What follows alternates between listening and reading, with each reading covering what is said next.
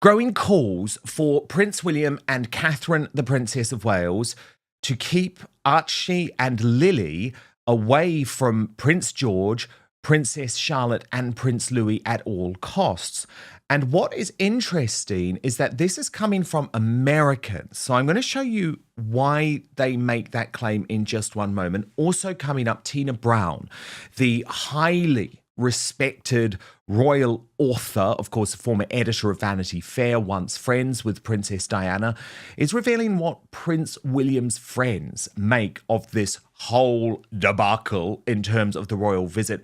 And it's damning for Prince Harry, who is increasingly unable to cope with the ongoing estrangement from his brother and sister-in-law. But first, I want to show you why Link Lauren, the royal YouTube sensation, brilliant American guy, I absolutely love his takes, believe that it would be a huge, huge mistake for William and Catherine to let Lili and Archie in, given the very weird way that they have been raised by Harry and Meghan in Montecito. Our royal mastermind, Prince Harry and Queen Camilla's biographer, Angela Levin, is with us. Angela, do you agree with Link Lauren that actually it would be a real risk for William and Catherine to allow Archie and Lili to come into their children's circle, given they are being so careful in terms of how the future king and his two younger siblings are raised? Oh, it would be a disaster. I mean, you absolutely not. They know not to do that. Catherine would know not to do that, even though she's somebody from a family who want to forgive and get close together. But, you know, as you say, you know nothing about the little ones. And they are very little. And so the Catherine, Charlotte, if you want more hard-hitting Harry and Meghan coverage like this with the double standards called out, hit subscribe right now and turn on the notifications. Dan Wood and Outspoken has no spin, no bias, and no censorship. would be sort of quite nice to them because she is a very nice girl, but I don't think the boys would be interested at all. And I don't think it's a good idea. I think in fact it's an absolute awful idea. Really, you can't. Yeah, and again, it's Harry and Meghan. The same way. They haven't been brought up the same way, and you can't have that. If you remember, when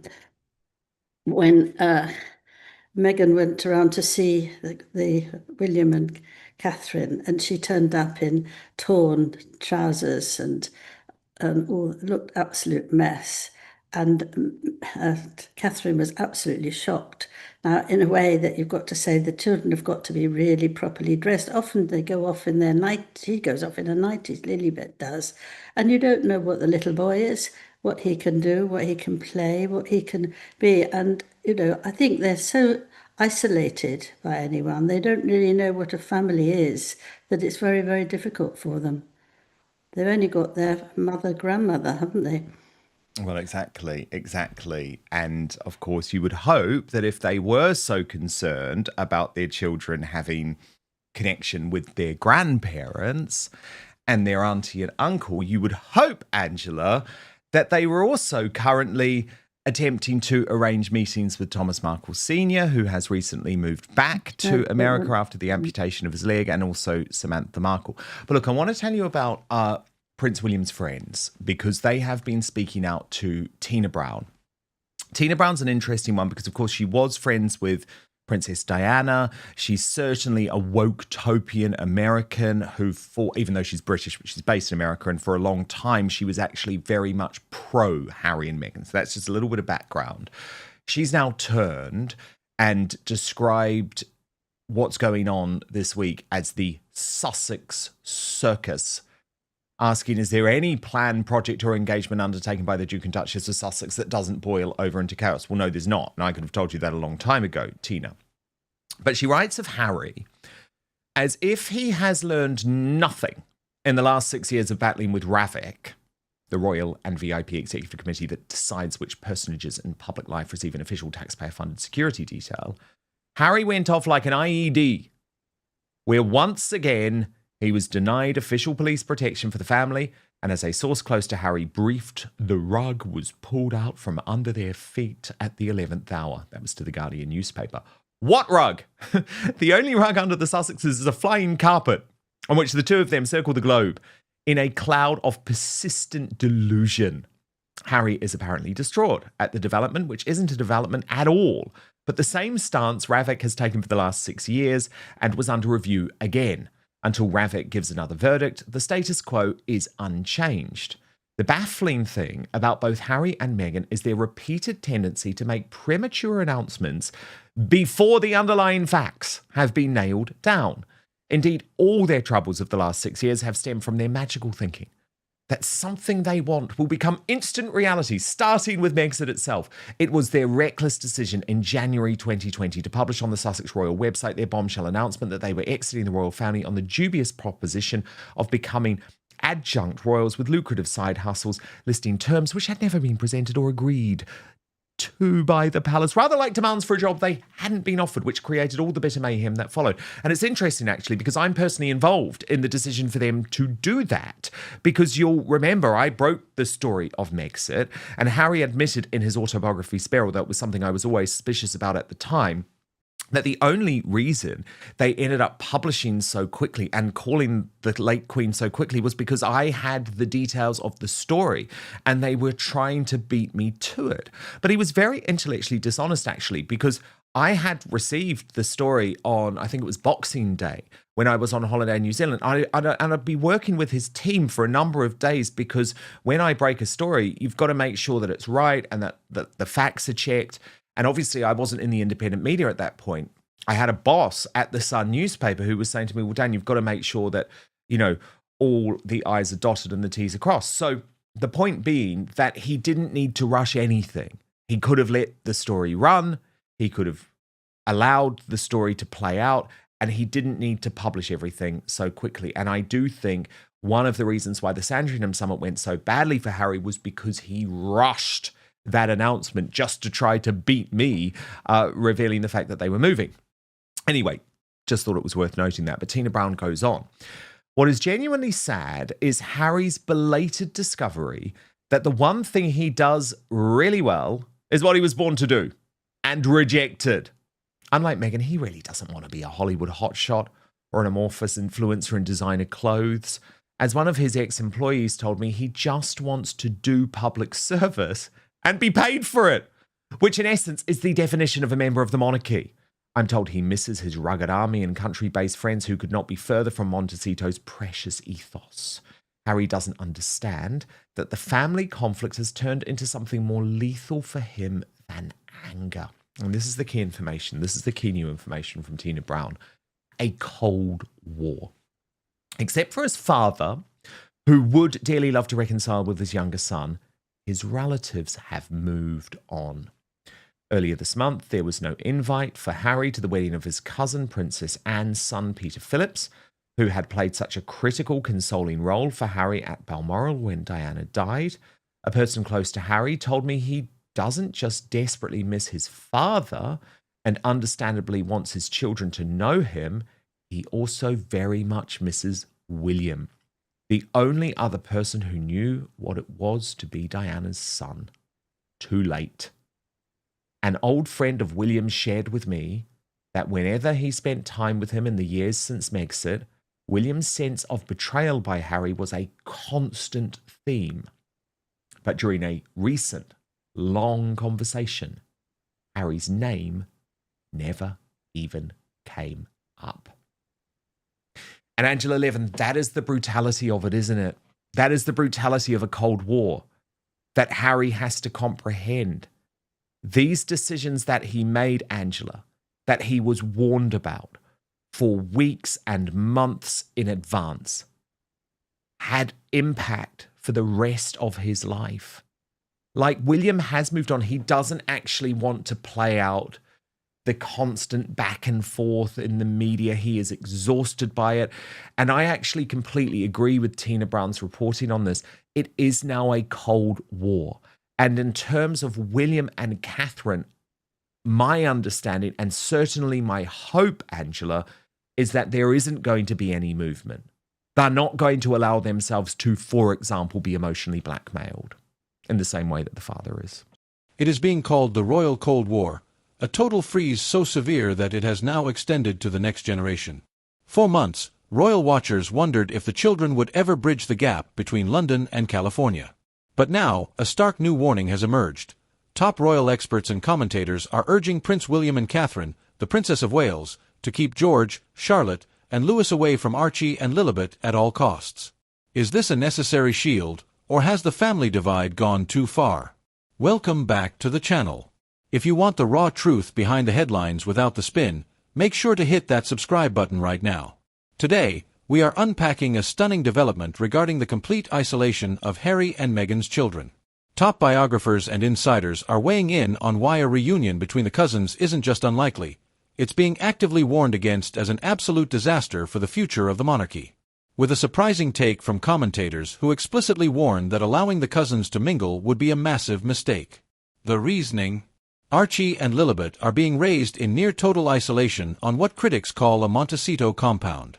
Because they are kept entirely out of the public eye, insiders argue they aren't being socialized or prepared for the realities of public royal life. Respected royal biographers completely agree with this assessment, calling a potential family gathering a total disaster. They point out that the two sets of children are being brought up in fundamentally different worlds. While George, Charlotte, and Louis are being meticulously prepared for their future roles with structure and duty, Archie and Lilibet are completely cut off from their wider family, knowing almost nothing of their British heritage. But the separation isn't just about different parenting styles. There is a deep emotional boundary that Prince William refuses to cross, and it involves a direct betrayal that changed everything. In just a moment, we'll look at the exact reasons why the door on a reconciliation has been permanently shut. Stay tuned, because this reveals why William's stance has completely hardened. What highly respected royal authors are calling the Sussex circus. According to recent reporting from top palace insiders, Prince Harry is increasingly struggling to cope with the ongoing estrangement from his brother. The tragedy is that Harry has belatedly realized that public service, the very thing he was born to do and rejected, is what he is actually best at. He reportedly misses his rugged, country-based British friends and desperately wants his children to know their grandfather, King Charles, and their uncle, William. But the consensus among William's circle is clear: it is simply too late. The anger has faded into something far more lethal: complete indifference. No, of course not. One point for this is that Harry made very vulgar comments about his brother and Catherine, and William was absolutely furious about what he said about her. He's very protective about her. He really loves her, and he's very, very grateful that she's helped him to be a very different person than he would have been if he hadn't met her. I know a lot of people are like that, but for him, it's let him know what a husband is and a father is like, which he didn't really get when he was young. So that's what he would keep him out the way. He has never forgotten for him for that. I know that for sure, and he doesn't want it. And the other thing is that he just finds that he has asked if he can look after the children, especially Charlotte and Louis, because they're going to be not in it all, whereas the older one will be the next king or two. And he doesn't want him to look after them. And Harry's kept on saying he wants to do this, so they have to cut it off because they don't want Harry telling them how to look after their children. Thank you very much. So they've got these two reasons why it's absolutely obvious. It's not just he doesn't like him anymore, it's just done a long time ago, all that's past. But actually what you want to do with the wife you love and the children you love, bang, you're out of it. Indeed. Angela, a couple of other disgusting things that happened this week. Firstly, the Daily Mail, and I think actually their lowest attack on Catherine yet. I know you were completely disgusted by this. Let me just show you. So it was a columnist called Julia Lawrence, but headlined, "Kate has made a rare mistake in how she's handled her cancer diagnosis." They have the platform, they have the following. All they need is the guts to speak out. If only Kate would tell us what type of cancer she has. Now, Goth Loretta said this is a new low for the Daily Mail. You truly put the scum in scum media. Leave her alone, FFS. Are you going to release the medical details of your staff? If not, then shut up. And Angela, I know that you were disgusted by this. Yes, I was. I thought it was appalling. I'm very pleased you're mentioning it because actually it's been enough for her to have cancer, isn't it? And I thought it was very brave of her to mention that she's had it in the first place. But then when someone actually gets it in writing, for goodness sake, you should have told us exactly what. I don't know anything about mine. You could help me about what I've got. How could you actually not tell us all about it? So I wrote something not very nice at the top on X because I just was astonished how somebody who actually has got problems herself could actually be so vulgar, so rude, and so unfair, and that the paper could actually have that sort of speaking out that she must tell everybody what she's like. You don't expect people to tell you the details of your ailments, even if they're small. But actually, to expect something like that, especially when she's doing so well, also pleased you can climb up mountains and she can look after delightful children. And she looks beautiful and she's very responsible. And then you want to knock it over. There's a lot of people who want to knock her over, and it makes me furious. And I think this one is the worst one. Absolutely, she should apologise, not to her, but she should apologise to everyone who feels that it's so rude to demand something like that to someone who's been very ill. Yeah, it was really revolting, actually. And unfortunately, it's what the Mail tend to do a lot, Angela. Now, Well, I worked there for ages. I've never seen it that disgusting. No, I think it's got a lot worse. They seem to have a bit of an anti-Catherine and William agenda at the moment. Yes, if yes, I'm honest, that is Angela. true. That is true. Absolutely true. Why? I've got no idea. I'm furious with it. And remember, of course, Catherine had her medical records stolen. It's like this. Yeah, she's gone through a huge amount over this. Angela, I also wanted to talk to you about the wonderful moment where Queen Camilla backed J.K. Rowling this week. And you'll know J.K. Rowling has become such a lightning rod, Angela, for the sort of woke leftists who have turned on the Harry Potter creator because of the fact that she just believes in biological sex.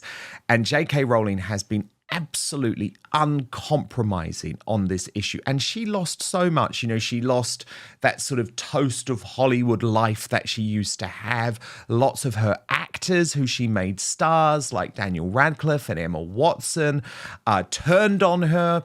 And so this was such a big moment, I think, for Queen Camilla, even though nothing was said about the trans issue in terms of the post. Just having Queen Camilla stand next to her, Angela, I think was such a significant moment. There was a meaning behind it. And the royal family posted when they announced this meeting on X, Angela, with a shared passion for books and a deep commitment to children reading for pleasure, the Queen and author J.K. Rowling have met at the Palace of Holyrood House in Edinburgh. Should just remind everyone that this is the week of the year that King Charles and Queen Camilla spend living in Scotland. They were there to open the Parliament building last Saturday, and they spend the week there. Her Majesty and Ms. Rowling discussed the importance of ensuring that young people have access to books and the vital part reading plays in opening doors for future generations. But Angela, to me, I don't know if you agree, but this meeting means so much more than that. And yeah. I am sometimes very critical of Queen Camilla. You're obviously her biographer, Angela, but I want to just praise Queen Camilla here because she has been brave. She's ignored the woke mob. And I think this now sends a message to the world, Angela, and all of those Hollywood woke-topians. J.K. Rowling is a wonderful person, and her views on biological sex actually make her more of a wonderful person. Yes, I can say that, but even more, I was the first one who interviewed her. She didn't want to be interviewed, but this was on the second book. I read her book to one of my children. Wow. They thought it was wonderful. So I spoke to them at the Mail and I said, can I do her? And they said, who is she? And everything. And I said, she's going to be amazing. Anyway, I won. And I went to see her and I heard all about the terrible life that she'd had with a very, very nasty husband who beat her and very unkind. But also she had no money and she would just go into a cafe and just have one cup of tea and work all day long. She couldn't afford more than that to carry on writing. And she said to me that she just actually does write like this. She just can only do it by herself somewhere. And that was really, it was wonderful. But she then decided she didn't want it published, but that was too late. So we had this published, and in the fourth book, she complained about this awful writer who wouldn't let her not write, not talk to her. She did. She made me talk to her. It was all about me, not very nice. But I'll forgive her that because she is a very nice woman underneath. But Yeah, well, it's interesting. She's had a very up and down relationship, hasn't she, with the media? And I have to be honest, Angela, I don't know her personally, but I never used to be a huge fan. People are going to be horrified. Like, I'm not a big Harry Potter guy. I haven't read the books, seen the movies or anything. And do you remember she used to be quite sort of against my politics, I guess you would say. But my respect for her just grew so much on the issue of protecting biological women. That is an issue that I am so passionate about. Fighting back against the trans madness, fighting back against men and women's sport. And to me, all of the previous, where, you know, I've got some background with her too. Like, I'm not going to go into the details for another time, but all of that previous, I didn't care, you know, because she had done the right thing, and it was such a significant right thing that she had done. Yes, I agree. You 100%. She wasn't very nice. I got lots of things out of her, which I was quite good at, and she didn't really want to do that. But then she was very angry. But actually now I'm right behind her because she is brave and she will say what she really feels is important. And you can't then actually just care about somebody who's complaining a little bit about the book coming out earlier than she wanted. So I'm right with you. Angela, so I've been positive about Queen Camilla, but unfortunately, I'm not able to be positive about King Charles this week for one particular reason.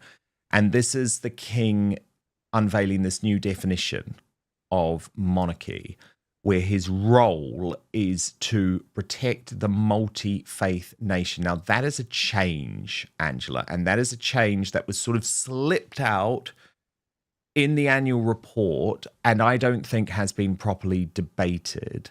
So the king will protect the space for faith within the multi-faith nation in a new definition of his official role, GB News reported. Buckingham Palace unveiled a significant revision to the king's official role with the newly released Sovereign Grant report describing His Majesty as the protector of faith across Britain's diverse religious landscape. The annual financial review of the royal household contains fresh terminology, positioning the monarch as someone who safeguards religion throughout the nation. According to the document, His Majesty is Supreme Governor of the Church of England and protects the space for faith within the multi-faith nation. This reform represents a notable evolution in how the palace formally characterises the sovereign's constitutional and spiritual responsibilities, because in last year's report, they had characterised the king under his head of nation duties as head of the Church of England and defender of the faith. And that title, Angela, dates back to the reign of King Henry VIII, after he was granted the title Defender of the Faith in 1521 by Pope Leo X. Now, there was a lot of outrage about this. The royal grift posting, as an Anglican, this doesn't sit right with me. Christians should not be forced to accept Islamic faith woven into Western society.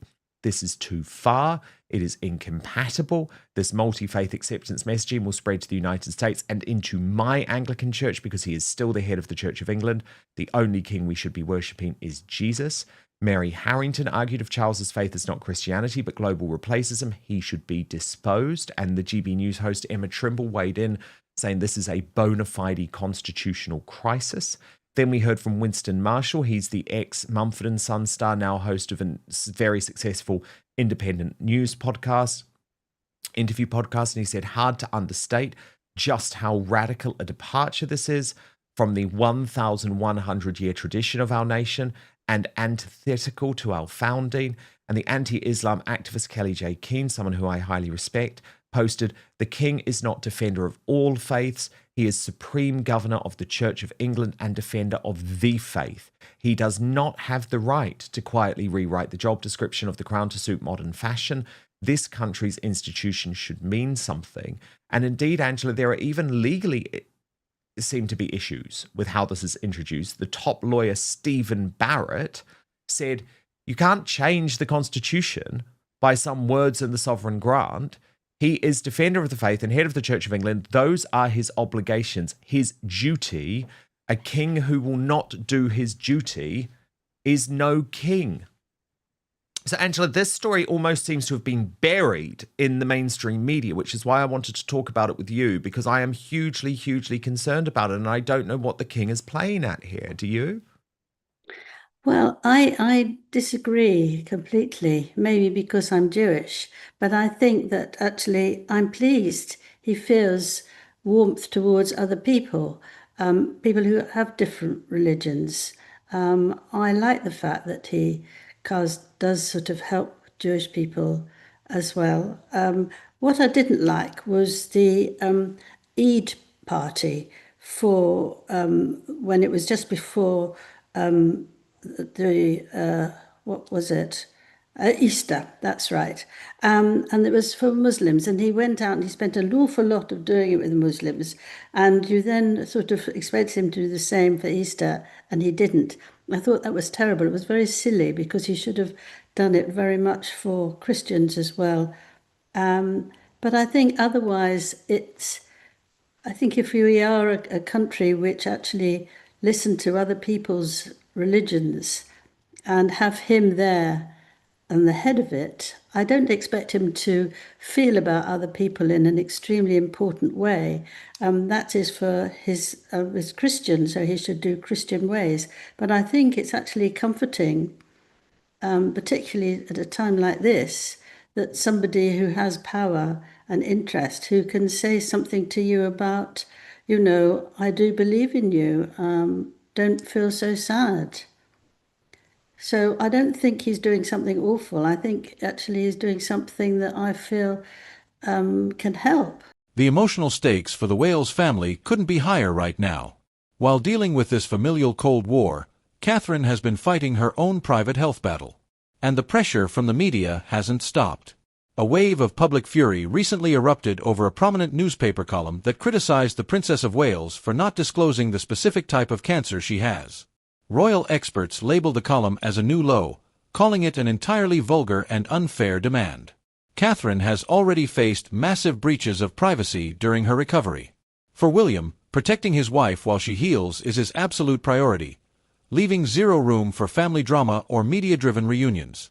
While William maintains the freeze, the rest of the palace is sending incredibly powerful, subtle messages. From Queen Camilla taking a bold stance with a controversial author, to King Charles quietly altering a centuries-old royal tradition, the monarchy is shifting. We're breaking down what these hidden moves mean next. Let's look at how the palace is projecting strength. Recently, Queen Camilla made headlines by meeting with Harry Potter creator J.K. Rowling in Edinburgh. While the official focus was children's literacy, commentators viewed this as a brave, symbolic move. By standing firmly next to Rowling, Camilla signaled that the palace will not be intimidated by online backlash or cultural criticism. Simultaneously, a major constitutional talking point emerged from the latest sovereign grant report. King Charles's official role description was quietly revised, describing him as a leader who protects the space for faith within the multi-faith nation, adjusting the traditional, singular defender of the faith. While this sparked intense debate among traditionalists who viewed it as a radical departure from an 1100-year tradition, others offer a powerful counter-perspective, noting that it provides comfort to a modern, diverse society by openly pledging to safeguard all religious communities. Ultimately, All of these pieces point back to a central truth. The dynamics of the royal family have fundamentally transformed. The real reason William and Catherine are being warned to keep their distance comes down to protection. Insiders confirm that William has never forgotten the deeply personal, public comments Harry made about Catherine in his memoir and media interviews. William is a protective husband and father first. By entering a total Cold War and completely cutting off communication, the Prince of Wales isn't just reacting out of anger. He is actively building a fortress around his family to ensure his children can grow up with stability, security, and peace. The door to reconciliation appears firmly shut, and the next generation remains divided by an ocean and an unbreakable wall of silence. But what do you think? Is William right to keep his children completely separate from Archie and Lilibet to protect them, or should the cousins be allowed to build a relationship? Drop your thoughts in the comments section below. I read every single one. Don't forget to give this video a thumbs up, hit subscribe, and turn on notifications so you never miss another royal update. Thank you for watching.